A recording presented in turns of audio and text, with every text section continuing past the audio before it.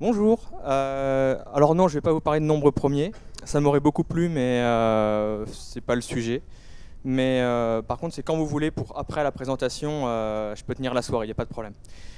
Moi, je vais vous parler de la transformation DevOps. Alors, DevOps, ça fait une bonne dizaine d'années qu'on en parle maintenant, qu'on a commencé à introduire le terme DevOps. Et ça a pris un petit peu d'ampleur depuis. C'est assez difficile maintenant de passer à côté, en fait. Dans notre secteur en informatique, DevOps, on entend parler un peu partout. Euh, ouais. Cependant, moi, ce qui me dérange avec DevOps, enfin, ce qui m'a fait un peu sourire, c'est qu'on a une culture qui se base essentiellement sur la communication, qui du moins est l'un des pendants principaux de cette culture. Et malgré ça, c'est une notion qui a plein de définitions différentes. Genre, deux personnes auront très peu de chances d'avoir la même définition de ce qu'est DevOps. Ça reste un terme très ambigu, très flou, parce que tout le monde parle de quelque chose de différent quand on parle de DevOps. Et ça, c'est assez compliqué, d'autant plus pour une culture qui prône la communication. Moi, je trouve ça plutôt cocasse. Bien entendu, ça n'empêche pas toutes les entreprises de tenter de faire des transformations DevOps, de se lancer dedans.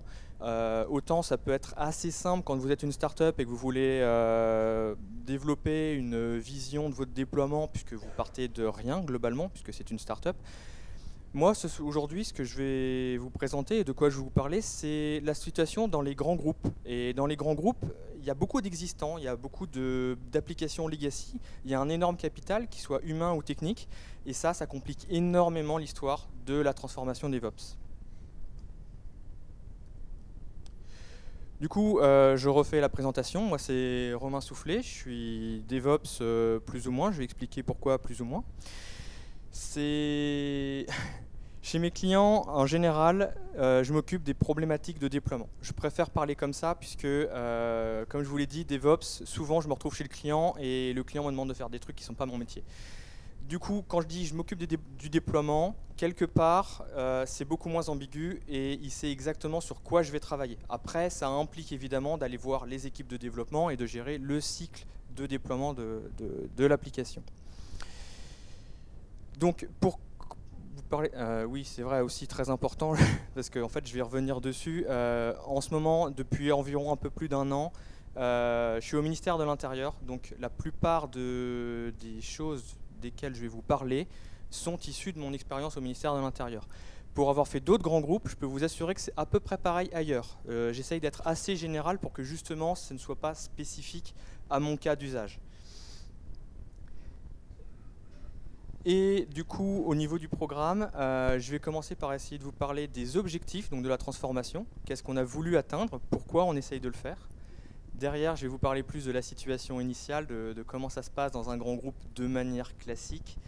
Et puis, dernière partie, ça va plutôt être concret sur qu'est-ce qu'on met en place pour vraiment effectuer cette transformation et puis essayer d'améliorer les choses tout simplement.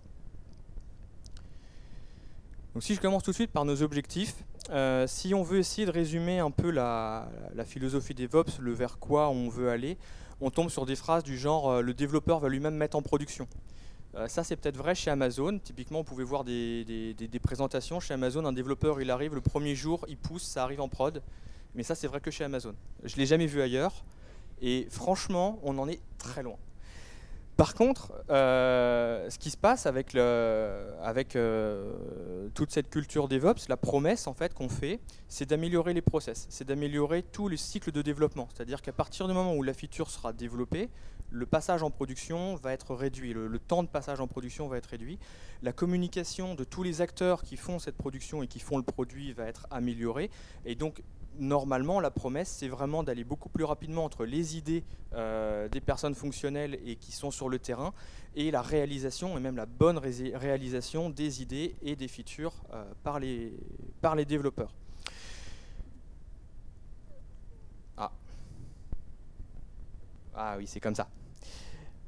Et donc ça, techniquement, c'est à peu près les chefs de projet qui expliquent à toutes leurs équipes DevOps, ça va être merveilleux, et on va faire quelque chose d'absolument incroyable. Maintenant, le problème de cet objectif, c'est que, encore une fois, c'est très flou, et dit comme ça, dans un grand groupe, personne ne va vraiment comprendre. Du coup, pour les reformuler, je reprends 5 notions fondamentales qui sont à peu près les 5 grands axes que j'utilise pour définir la culture DevOps habituellement. Mais c'est ce qui va aussi permettre de fixer qu'est-ce que nous, on a voulu mettre en place au ministère. Donc dans un premier temps, c'est de passer sur la communication, de faire en sorte que chaque acteur, et il y en a beaucoup, puisqu'on est nombreux au ministère, j'ai fait une estimation rapide, on doit être à peu près 200 intervenants dans la vie du projet, enfin dans la vie d'un projet. Donc améliorer la communication, c'est très important, puisqu'on n'est pas habitué à quitter son bureau pour aller voir quelqu'un d'autre, donc les faire parler, c'est pas une mince affaire. Accepter et banaliser les erreurs, éviter à tout prix le finger pointing, de dire s'il y a une erreur, c'est à cause de l'équipe lambda ou l'équipe machin. De pouvoir admettre que quelqu'un fasse une erreur, c'est pas grave, et de juste savoir comment les corriger derrière. De mettre en prod le plus souvent possible, ça c'est quelque chose de très important, parce qu'il y a un cercle vicieux à mettre en prod rarement, puisque plus on espace les mises en prod, plus la mise en prod est grosse, plus elle comporte de risques d'instabilité. A l'inverse, si vous le faites souvent, les mises en prod sont petites et comportent peu de risques. Et si jamais vous faites une erreur, vous pouvez remettre une mise en prod qui la corrige. Un quatrième axe, lui je le présente assez peu parce que tout le monde le connaît, c'est l'automatisation. D'ailleurs la plupart des offres d'emploi DevOps ne parlent que d'automatisation en omettant complètement tous les autres points. Mais ils sont très importants, il ne faut vraiment jamais les négliger. Et puis dernièrement, récolter les métriques et les indicateurs. On le met souvent de côté puisque pour que ce soit pertinent, il vaut mieux avoir déjà quelque chose en place et avoir des process qui soient déjà efficaces. Mais ça reste quand même la finalité qui va nous permettre vraiment de piloter le déploiement du projet en général. Et je vais finir aussi nos objectifs par qu'est-ce que ce n'est pas. DevOps n'est pas un nouveau nom pour sysadmin. Et j'essaye d'insister là-dessus parce qu'il y a beaucoup de confusion. Il y a pas mal de gens qui me disent que DevOps est un métier. Et je suis complètement contre cette idée, c'est-à-dire que la culture DevOps inclut beaucoup trop de connaissances et de pratiques pour qu'une seule personne soit capable de les comprendre en intégralité. DevOps, c'est plus comme la méthode agile qui s'appliquerait à l'ensemble du projet, à l'ensemble de l'équipe. Et c'est pour ça que j'insiste, c'est pas une seule personne qui sera DevOps. Par contre, votre équipe pourra embrasser la culture DevOps. Donc ceci étant dit, c'est sur quoi on veut aller, c'est tous les axes qu'on voudrait améliorer. Maintenant, ce qui se passe, c'est pour toute transformation, il faut savoir d'où est-ce qu'on part. Et alors là, d'où est-ce qu'on part, c'est là que ça va se compliquer. Moi, je suis développeur, donc si déjà mon premier réflexe pour me demander où est-ce que je vais, c'est savoir qu'est-ce qu'on doit déployer. Et là, première déception, c'est qu'on ne peut pas aller regarder qu'est-ce qu'il faut déployer. Parce que s'il faut rentrer en détail dans chaque projet, des projets on a plus de 800. Donc déjà là on commence à un peu s'arracher les cheveux. Et alors, si jamais on prend le problème un petit peu de côté, on se dit bon bah je vais pas regarder les 800 applications parce que ça fait peut-être un peu trop de travail, on va se focaliser sur une seule application pour comprendre qu'est-ce que c'est qu'une mise en production dans un contexte ministériel ou d'un autre grand groupe. Donc là, en général, on ne va pas vous donner une application au hasard, on va vous donner l'application qui est un peu en mode panique, où la mise en prod, c'est dans 2 mois. Et dans cette application-là, on va vous dire, c'est simple, il faut gérer les logs et le monitoring, parce que les développeurs ne l'ont pas fait, ce n'était pas leur métier. Après, il faut valider la sécurité. Après, il va falloir aussi que vous fassiez une validation au CAB qui gère les mises en production, et puis que vous allez voir les architectes. Enfin, complètement, c'est impossible. En 2 mois, ça ne marchera juste pas. Et de toute façon, même si vous en aviez 6, de toute manière, ça ne marchera pas. D'ailleurs, le retard moyen d'une application, je crois que c'est à peu près 1 an au ministère. Je ne sais pas si j'ai le droit de le dire, ça. Bon, c'est pas grave. Alors après, on a aussi, je disais, j'ai fait une estimation rapide d'environ 200 personnes qui participent au projet. Je ne pense pas être très loin du compte. L'idée, en fait, quand vous avez un projet au ministère, c'est d'abord vous rencontrer l'équipe projet, donc eux ils vont faire le projet puisque c'est des développeurs. Ensuite on va vous présenter l'équipe AMOA, donc eux ils vont définir les besoins fonctionnels, ils vont nous aider à savoir qu'est-ce qu'il faut développer. Après on va nous présenter l'équipe architecture. L'équipe architecture, ils vont s'assurer que notre application peut communiquer avec les autres applications du ministère qui ne sont pas développées par nous. Du coup il faut qu'on sache se parler, il faut qu'on sache que les ports soient ouverts et ainsi de suite. Ensuite, on va avoir une équipe sécurité, très important. L'équipe sécurité, en général, ils nous disent non, vous ne mettez pas en prod, c'est pas sécurisé. Donc, il va aussi falloir s'assurer qu'on est conforme avec eux. Derrière, on va aussi avoir l'équipe exploitation. Eux, il faut leur rédiger une documentation parce que quand ils doivent redémarrer l'appli, il faut qu'ils sachent comment faire. Donc, on a aussi du travail de rédaction et d'explication pour eux. Après, on a aussi l'équipe documentation qui va écrire la documentation, mais pas la même, celle des utilisateurs, et qui va répondre au téléphone s'ils appellent. Très important. Et alors, moi, mon équipe préférée, elle intervient dans tous les projets, c'est l'équipe mystère. Parce qu'en fait, quand vous faites le projet et qu'il vous reste plus qu'une semaine avant la mise en prod, qu'on est tous en mode panique, il y a forcément un mec en réunion qui va vous dire « Mais en fait, on n'en a pas parlé à Jean-Claude. » Genre, c'est qui Jean-Claude? Le mec du cab, le mec qui valide les mises en prod. Alors là, du coup, on se met à appeler Jean-Claude, et puis il est en congé, et du coup, on repousse la mise en prod. Et alors, une fois qu'il revient de congé, on s'aperçoit qu'il y a un process, ça dure 2 mois, enfin bref. Ça, c'est le process classique. Et le plus gros problème que j'ai avec ce process-là, c'est que ça marche en fait. C'est-à-dire que le retard d'environ 1 an pour les applications, au final, c'est pas très grave. Les applications, elles sont en prod et elles tournent très très bien. Et ça, c'est vraiment un gros problème. Parce que quand vous arrivez devant des personnes qui ont toujours fait comme ça, ils vous disent « Non mais t'es gentil avec ton DevOps, mais tu sers à quoi ?» Et le problème de ces gens, c'est qu'on leur parle de DevOps depuis au moins 5 ans. Alors quand vous arrivez, ils ne vous accueillent pas forcément les bras ouverts. Et ça, c'est quelque chose de très important à noter, c'est que cette transformation DevOps, bien que je sois très impatient de la faire et que ce soit un sujet qui me passionne, ça ne passionne pas forcément toutes les personnes qui sont au ministère. Sur 200 personnes, on a des profils extrêmement variés. Dans ces profils extrêmement variés, on a aussi des craintes extrêmement variées. Certaines personnes pensent que leur travail va être complètement automatisé, qu'ils vont être virés d'ici quelques années. Il y en a certains qui me disent juste ton truc ça sert à rien, on perd du temps. Bref, on n'est vraiment pas accueilli, on n'est vraiment pas dans un environnement au final très accueillant en fait, pour les idées nouvelles. Et ça, c'est vraiment notre plus gros frein actuellement. Alors ceci étant dit, là, je vais faire un petit tableau un petit peu effrayant de notre environnement. Maintenant, ça veut dire comment on fait en fait. Parce que c'est là que ça devient compliqué, parce que concrètement, là on arrive, nous on est prestataires, on est 2 dans mon équipe. Alors maintenant on est 3, mais le 3e c'est un apprenti, il a beau être très brillant, ça reste un apprenti à mi-temps. Malgré tout, on fait quoi pour gérer cette transition? Alors, le premier élément de réponse qui est absolument indispensable dans un grand groupe, autant c'est pas forcément vital dans une start-up, mais dans un grand groupe, ça va être indispensable, c'est le support de la hiérarchie. Quand vous avez 200 personnes devant vous, vous êtes tout seul, vous n'allez pas influer sur 200 personnes. C'est complètement illusoire de penser que vous allez pouvoir influer l'état d'esprit de 200 personnes, ça ne marchera pas. Par contre, la hiérarchie, elle peut y arriver. Parce que si un grand chef, je ne vais pas remonter jusqu'au ministre, on n'en est pas là, lui on ne le voit pas. Mais si un des grands chefs nous dit c'est dans cette direction qu'on va, toutes les équipes, toutes ces 200 personnes savent qu'il faut aller dans cette direction-là. Certains vont râler, certains seront d'accord, certains seront moins d'accord, mais malgré tout, ils vont quand même faire les efforts pour. Donc ça, c'est un premier élément et c'est vraiment indispensable. Maintenant, le deuxième élément qui est important, c'est l'empathie. Et ça c'est primordial aussi. C'est-à-dire que vous allez rencontrer des gens qui ne sont pas forcément techniques, qui n'ont pas forcément conscience de ce dont vous parlez, ou même si parfois ils en ont conscience, ils n'ont pas la même définition de DevOps que vous, du coup ça marche moyen. Et donc l'idée c'est, l'empathie en gros c'est être gentil, si je résume. Mais l'empathie c'est plus que ça, c'est essayer de se mettre à la place de l'autre, c'est essayer de comprendre quel est leur point de vue, pourquoi ils sont réticents en DevOps, qu'est-ce qui fait qu'ils n'ont pas envie de passer à quelque chose de nouveau, pourquoi ils n'ont pas envie de changer. Et il n'y a que quand vous commencez à faire ce dialogue, que vous commencez à comprendre leurs implications, le pourquoi ils font leur travail et qu'est-ce qu'ils veulent créer, que vous arrivez à les convaincre. Il n'y a que cette manière-là de faire. Il faut être empathique, il faut être gentil avec eux et ne surtout jamais se braquer, ne pas prendre personnellement toutes les attaques parce que ça arrive qu'on se fasse un peu insulter.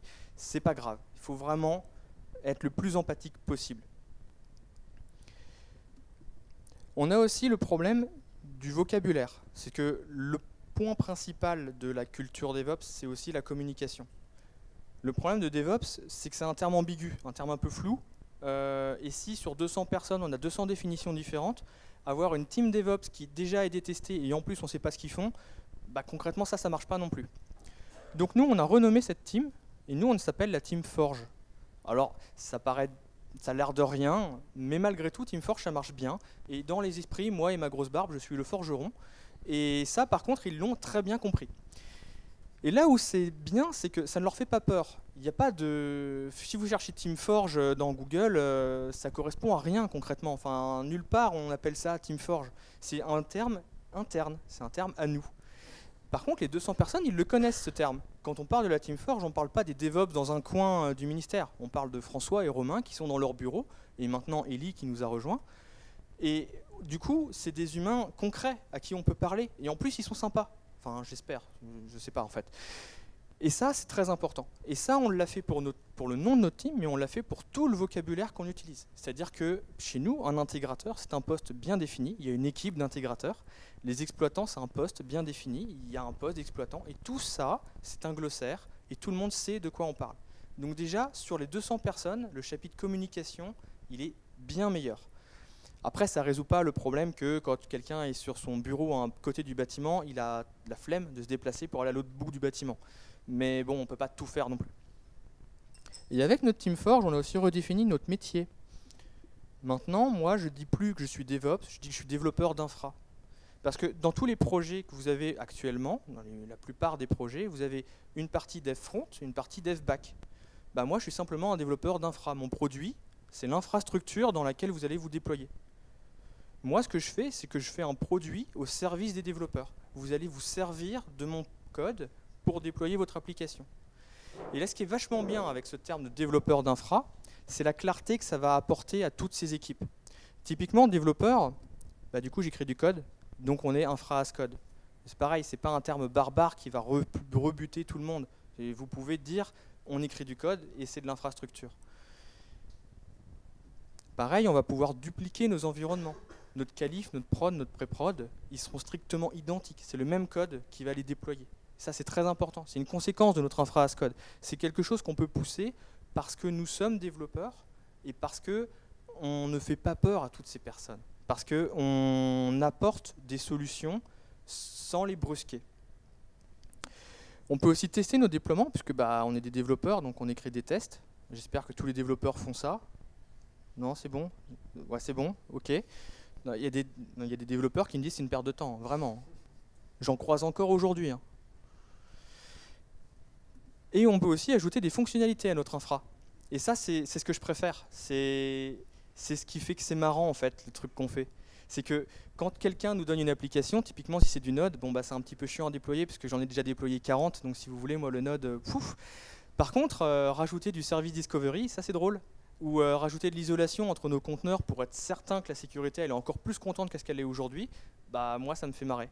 Et ça, j'appelle ça des fonctionnalités d'infrastructure. Les développeurs n'ont pas conscience qu'on travaille dessus, ils n'ont pas besoin d'en avoir conscience au final, mais nous on leur apporte ça par défaut, c'est 2 séries avec notre déploiement. Donc ça c'était pour la partie technique. Et puis ensuite, fonctionnellement, puisque dans ces 200 personnes, il n'y a pas que des profils techniques, il y a aussi pas mal de chefferie de projet et de middle management, ça vous vous en doutez bien, il y en a partout. C'est qu'on a différents clients, différents besoins. Donc quand on va voir une équipe, même si c'est des acteurs qu'on n'a jamais vus, parce que typiquement chez les exploitants, il y a plusieurs équipes d'exploitants en fait. Même si c'est quelqu'un qu'on n'a jamais vu, on connaît son besoin. On sait que c'est un client exploitant, on connaît son métier. Du coup, au final, on peut répondre spécifiquement à son besoin et adapter notre produit infra à ses besoins pour que ça soit plus adapté, qu'il puisse faire son travail plus facilement.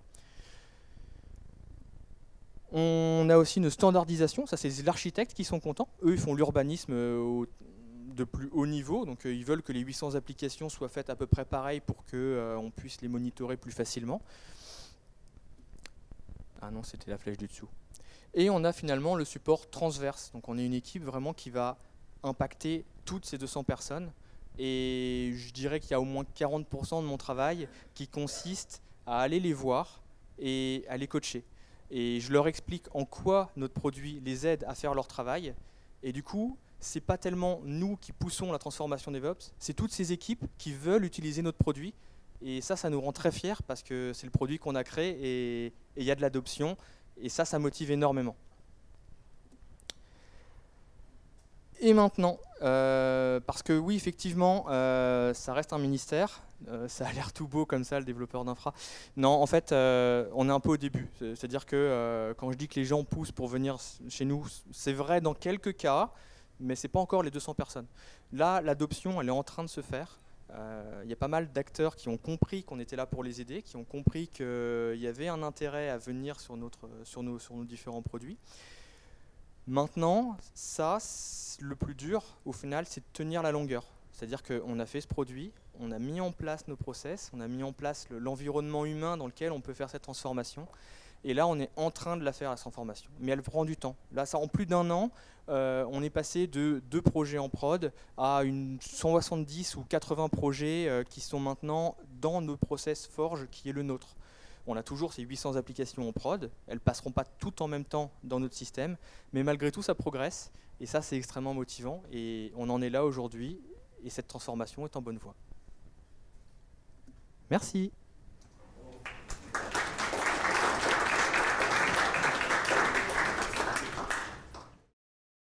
Moi j'ai une question.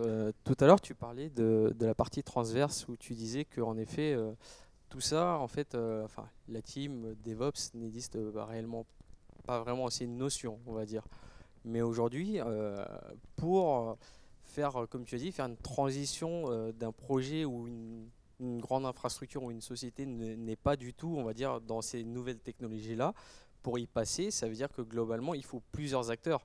Mais est-ce que pour toi, une équipe de 3 personnes connaissant les technologies DevOps suffisent ou pas, vu que les 200 autres acteurs dont tu as cité, par exemple, ne connaissent pas du tout ces nouvelles technologies-là?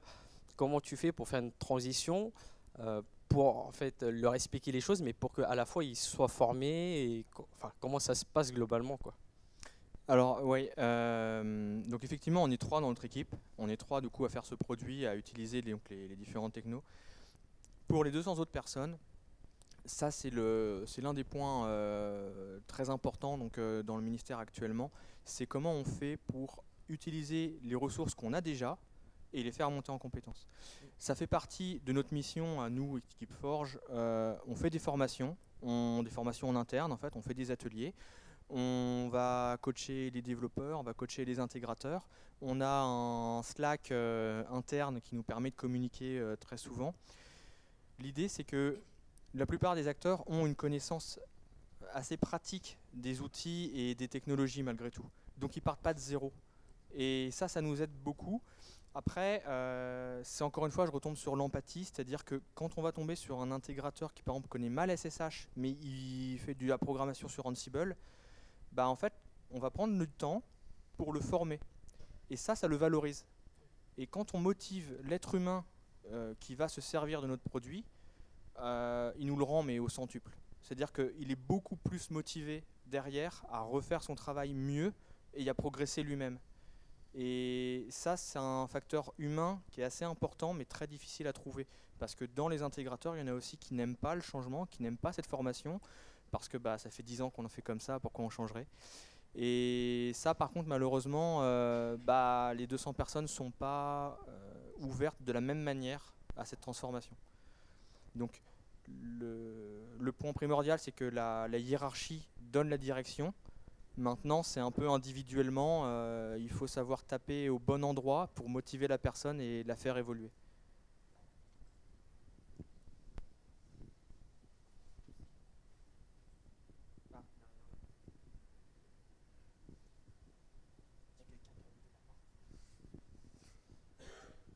Bonjour, Yacine Grimège. J'aimerais savoir, vis-à-vis, est-ce qu'au ministère de l'Intérieur, vous avez un seul et unique pipeline de déploiement ou vous avez plusieurs pipelines de déploiement? Ouais, alors la question, si vous n'avez pas entendu, c'est est-ce qu'on a un pipeline de déploiement ou plusieurs? C'est compliqué. En fait, on a plusieurs forges, on a plusieurs projets. En fait, des pipelines, il y en a à la pelle en fait. Je ne saurais même pas donner une estimation du nombre tellement les projets font à peu près ce qu'ils veulent, quoi. Après, j'ai pas vraiment le droit de donner d'infos spécifiques sur comment fait le ministère.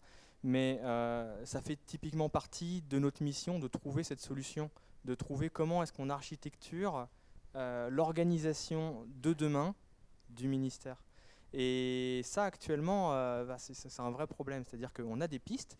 Alors après, en nombre de pipelines, on est à genre 5 pipelines par projet. Ça explose, c'est un truc de fou. Mais ça, on essaye de le définir.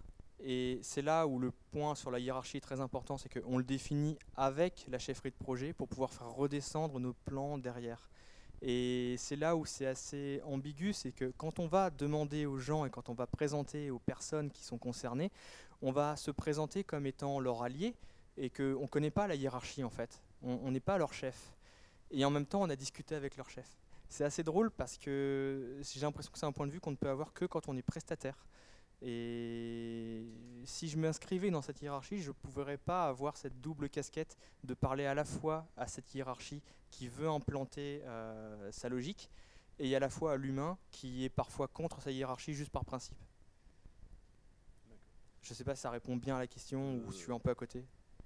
Du coup, c'était une question que j'allais vous poser aussi. Est-ce que vous avez un pipeline par application? Mais vous m'avez dit que vous avez même 5 pipelines pour certaines applications. Typiquement, par application, il y a toute la partie CI qui va viser à faire du test, qui va viser à faire le build, qui va créer un package. Donc ça, c'est au moins un pipeline, mais moi, je m'en occupe assez peu. Et après, niveau déploiement, ouais, on a un pipeline global qui va nous permettre de déployer un environnement, sauf que ça, il faut le multiplier, parce qu'on a l'environnement de dev pour les développeurs, l'environnement d'intègre pour l'intégration, et comme on doit isoler absolument chaque acteur, on ne peut pas leur en donner qu'un seul. D'accord. Merci. Ouais.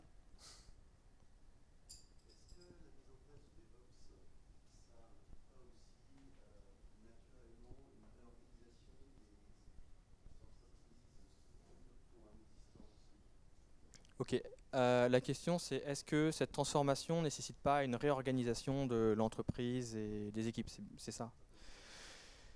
Alors oui et non. Moi je pense que oui, c'est-à-dire que à terme j'aimerais bien que les équipes se séparent ou se fusionnent, enfin changent un peu. Le problème c'est que suivant la taille du groupe, il y a trop d'inertie. Typiquement là c'est no-go, enfin tout le monde refuse de le faire. On a des remaniements. Dans un ministère, on appelle ça un remaniement, c'est un autre mot pour transformation des équipes. Mais en fait, même si là, on me donnait le pouvoir de dire on va reséparer les équipes, je crois que je le ferais pas, parce que c'est trop rigide. Ça bougerait trop leurs habitudes. Les personnes qui travaillent avec nous, souvent, c'est nous qui nous déplaçons à leur bureau. Ils ont du mal à faire l'inverse. C'est très compliqué. On essaye d'apporter une nouvelle culture, on essaye d'apporter par exemple la logique de contribution. On a tout un catalogue de composants qu'on met à disposition, on est d'ailleurs trop peu pour s'en servir.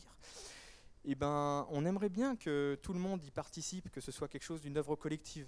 Bah ça, typiquement, ça fait partie de cette culture qu'on essaye d'apporter. Et ça se fait petit à petit. Et c'est très dur, parce que c'est complètement contre tout ce qu'ils ont fait jusque-là. Et changer les équipes, ben, ça peut marcher dans des boîtes plus petites, avec 20 personnes, 30 personnes. On peut leur expliquer, on peut passer du temps. 200 personnes, c'est trop gros. Moi, personnellement, je pense qu'on n'y arriverait pas, en tout cas pas à 3. Ouais.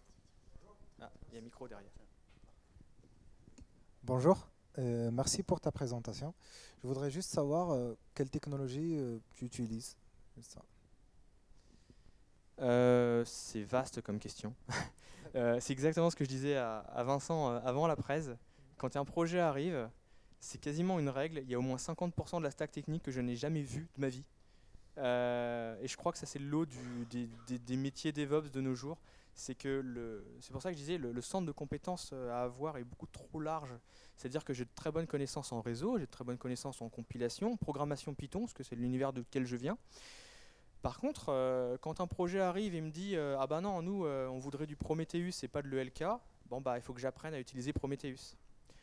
Bon là c'est un mauvais exemple parce que je connais Prometheus, mais dans l'idée c'est un peu ça en fait. Typiquement la dernière fois qu'un projet m'a demandé du MongoDB, il a fallu faire un répliqué set, j'avais jamais fait ça de ma vie. Donc en fait je passe mon temps à apprendre des nouvelles technos. Je passe mon temps dans la doc à faire des choses que j'avais jamais faites avant. Et je ne peux pas vraiment dire aujourd'hui qu'il y a une techno que j'utilise plus qu'une autre. J'utilise par exemple plus Python, parce que c'est le langage que j'ai le plus utilisé. Je migre progressivement vers le Go parce que je préfère d'un point de vue philosophique, mais j'ai moins de compétences. Et ça dépend du projet, ça dépend de pas mal de facteurs. Et aussi parce que j'ai pas le droit de parler de ski au ministère. Du coup, j'ai une autre question. Comment tu fais le chiffrage? Comment je fais le chiffrage, hein, le temps pour livrer tes... Alors ça, j'ai beaucoup de chance, c'est que dans notre équipe, on fait pas de chiffrage. On envoie chier le chef et on lui dit ça sera prêt quand ce sera prêt. Et ça, je pense que c'est un privilège du fait qu'on n'est pas nombreux et qu'il n'a pas de budget pour mettre un troisième personne. Donc on fait ce qu'on peut. Mais j'avoue que là, pour l'instant, nos estimations, c'est plutôt on revient dans 3 mois parce que là, nos tickets sont trop importants pour qu'on les repousse et on en a pour au moins 3 mois. Ça se fait vraiment beaucoup au doigt mouillé actuellement. Excuse-moi, je prends le micro de 2 minutes et pour apporter la notion de chiffrage sur un métier similaire, puisque moi aussi je suis responsable de forge, texto, ça m'a fait rire tout à l'heure. On est en agile chez nous et on a des sprints. J'ai des sprints d'une semaine, c'est très très court pour livrer de la valeur et les releases sur un mois et sur ce que je présente. Et donc effectivement je chiffre. Mais on ne va pas rentrer dans les détails, mais ça rejoint la notion que Romain a développée tout à l'heure de feature. En fait, on a beau faire des tas de choses, on a quand même, au bout d'un moment, on est là pour livrer de la valeur, pour livrer soit un produit, soit un service. Quand on se place dans cette logique-là, eh ben, on arrive à chiffrer. Alors effectivement, on a des logiques de chiffrage comme on a sur des projets de développement. Donc ça nous aide à pouvoir savoir et à peu près estimer si on va pouvoir livrer en temps utile les différentes features. Et donc sur des sprints très courts, on peut éventuellement décaler d'une semaine et voir un petit peu. C'est comme ça que je fonctionne. Ça marche assez bien. Et donc il y a moyen de recalquer effectivement la pratique du chiffrage des développeurs à d'autres parties de l'utilisation.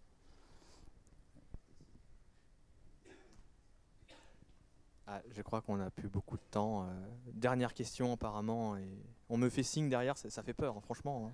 Hein. D'accord. Ah oui, d'accord. Ouais. Donc, comme la question qu'a posée notre camarade, sur les technologies, tu disais que tu te définissais comme développeur d'infra. C'est quoi les technologies incontournables? Parce que pour moi, j'imagine Terraform, Ansible ou équivalent. Je pense que c'est des... Alors, du coup, pour rentrer plus dans le détail, effectivement, Terraform, c'est un très bon choix. C'est-à-dire qu'après, ça peut être un autre, ça peut être HIT, ça peut être un... Mais équivalent, c'est-à-dire que c'est important de pouvoir créer son infra de manière programmatique. Après, tu as cité Ansible, c'est aussi un très bon choix. Il y a Salt qui existe, il y a Puppet, il y a Chef. En fait, l'idée, c'est que même si typiquement, j'ai beaucoup plus d'expérience sur Ansible, moi, personnellement, celui que je préfère. Maintenant, j'ai des potes qui détestent Ansible, qui sont plus chefs. Et si j'arrivais chez un client qui me dit on fait du Puppet, ça me prendrait pas très longtemps de shifter de l'un à l'autre en fait. Je pense que ce qui est important, c'est plus la couverture fonctionnelle des outils. Donc il faut quelque chose pour déployer de manière programmatique, en Terraform, quelque chose pour provisionner de manière automatisée, donc typiquement du Ansible. Après, il faut de très solides connaissances dans l'environnement technique, c'est-à-dire le réseau, comment on gère un CPU, comment on gère un stockage. Et le reste, je pense, c'est beaucoup de curiosité. Le développement aussi, c'est un prérequis juste indispensable. On ne peut pas juste faire du développement sans savoir développer. Je pense que c'est à peu près logique, mais il faut quand même le dire. Moi, personnellement, je fais du Python, parfois du Go. J'ai fait un passage JavaScript. J'ai beaucoup aimé le JavaScript, mais c'est pas très adapté à l'infra. Ouais, je sais pas trop. Quoi d'autre? Non, c'est bon, là, en fait, c'est à peu près ça. C'est parfait, merci. Merci beaucoup.